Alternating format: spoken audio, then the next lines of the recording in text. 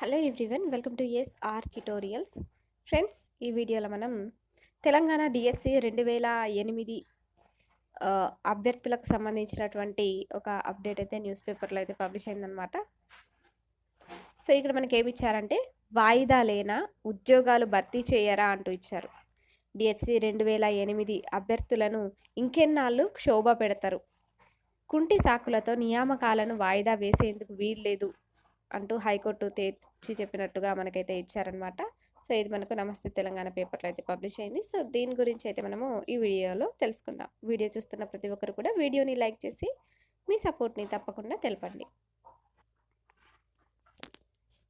ఉద్యోగాల కోసం ఏండ్ల తరబడి ఎదురు చూస్తున్న డిఎస్సి 2008 అభ్యర్థులకు సుదీర్ఘ నిరీక్షణ తప్పదా అని హైకోర్టు రాష్ట్ర ప్రభుత్వాన్ని నిలదీసింది. ఎన్నికల కోడ్ పేరుతో వారిని ఎంతకాలం క్షోభ పెడతారని ప్రశ్నించింది. ఎన్నికల ప్రవర్తన నియమావళి అంటూ మళ్లీ నియామకాలను వాయిదా వేస్తారా అని అసంతృప్తిని వ్యక్తం చేసింది. నియామకాలు చేపట్టకుండా ఇంకెన్నాళ్ళు కాలయాపన చేస్తారని నిగ్గదీసింది. 2024 ఫిబ్రవరిలో ఇచ్చిన ఉత్తర్వులను అమలు చేయాల్సిందేనని తేల్చి చెప్పింది. పాత నోటిఫికేషన్ను అమలు చేసేందుకు ఎన్నికల ప్రవర్తన నియమావళితో ఎలా ముడిపెడతారని మండిపడింది. హైకోర్టు ఆదేశించాక ఎన్నికల నియమావళితో సంబంధం ఉండదని, ఎన్నికల కోడ్తో ముడిపెట్టడానికి వీల్లేదని, కుంటి సాకులు చెప్పి నియామకాలను వాయిదా వేయడం కుదరదని ప్రభుత్వానికి స్పష్టం చేసింది.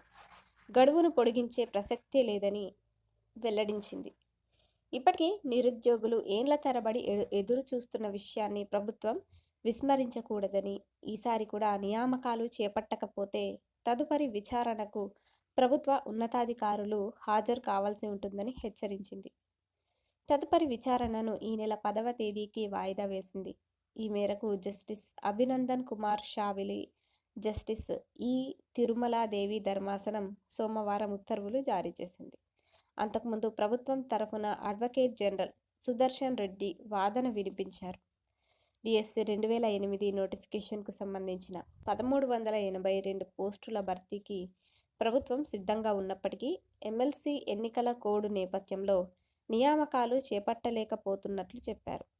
డిఎస్సి 2008లో భర్తీ కాని ఎస్జిటి పోస్టులను ఏపీ తరహాలో అంటే రిటైర్ అయ్యే వరకు కొనసాగించేలా అర్హులైన బీఈడీ అభ్యర్థులను కాంట్రాక్టు పద్ధతిలో నియమించాలని నేరుడు హైకోర్టు జారీ చేసిన ఉత్తర్వుల అమలుకు మంత్రివర్గ ఉపసంఘం ఏర్పాటైందని, కేబినెట్ సబ్ కమిటీ సిఫారసులకు అనుగుణంగా నియామకాలు చేపట్టేందుకు ప్రభుత్వం సిద్ధంగా ఉన్నదని తెలిపారు.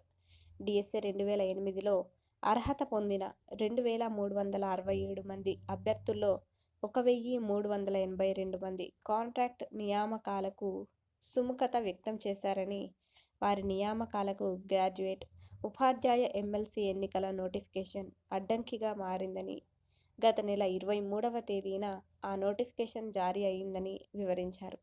ఎన్నికల కోడ్ ముగియగానే ఉద్యోగ నియామకాలు పూర్తి చేస్తామని చెప్పారు. దీనిపై హైకోర్టు ఘాటుగా ప్రతిస్పందించింది. గతంలో తాము జారీ చేసిన ఉత్తర్వుల అమలుకు ఎన్నికల కోడ్ ఎలా అడ్డంకి అవుతుందని ప్రశ్నించింది అంటూ ఇచ్చారు. అదేవిధంగా మనకి ఇక్కడ సీఎం రేవంత్ పిటిషన్లపై కక్షిదారులకు నోటీసులు అంటూ కూడా ఇవ్వడం అయితే జరిగింది. Janwada drone case, SC ST case 20కి వాయిదా అంటూ కూడా